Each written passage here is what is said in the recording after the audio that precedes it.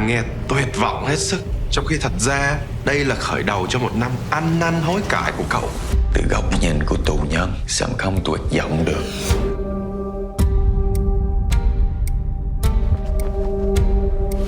Hi, my name's Alec Hammond. I'm the production designer for the Thailand portion of the Sympathizer.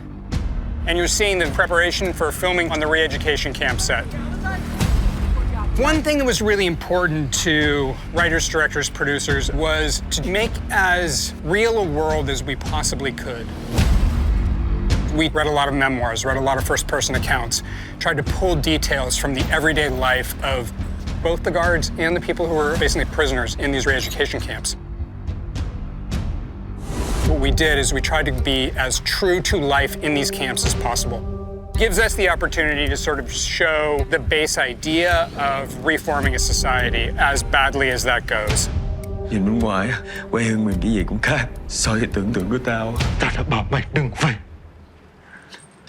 The idea that we had to create this camp is that the camp itself is built on the ruins of a North Vietnamese quarry.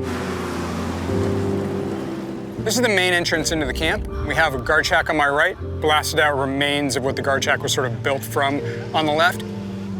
You can visually tell the story of this is a rough place to exist. Quite frankly, brutal.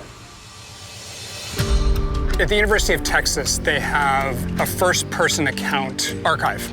There's very few photographs. And if you look at the camp, actually, there's a couple that we've been very faithful to. One of them is the shape of the barbed wire fencing that goes around the outside. There's 20 miles of barbed wire. So what you're seeing behind me is a staircase to, in this situation, nowhere, because we do not have the commissar's set on top of this. But we have built that in a separate location. As you're looking both down at people and seeing people sort of come up and down, either with food or being taken in and out of the commissar's quarters, you can also look out across and get a vista of the rest of the camp. It's perfect for this character because he has both an overseeing and overarching control of the camp. Chồng nhiều cá nhân, trái lại là một thứ rất gian dảo, xảo quyệt. Nó kéo dấu dành người ta đi xuống dốc. If you're going to have a re-education camp that has 1,000 people in it, to make this place look real, that you have to answer is, what do they eat? We kind of have two kitchens. We have the major cooking outdoor kitchen, and then we have a serving kitchen that is separated from this multi-purpose yard and the main mess hall eating area by a barbed wire fence. We built this based on real reference from outdoor kitchens in Vietnam, and it works. We can actually set a wooden fire in here and we could cook in these.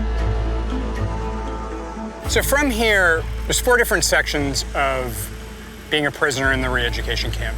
There's general population, which you can see these corrugated metal barracks behind us. Then there's basically containment cells, which are solitary confinement for either the politically difficult prisoners, which the captain is one, or a more minor level of punishment. And then beyond the containment cells, which is the punishment cells, it's a cage within a box. And then there's actually a 4th, which there's actually 3 posts in the ground. We still have ropes and chains to hang on them.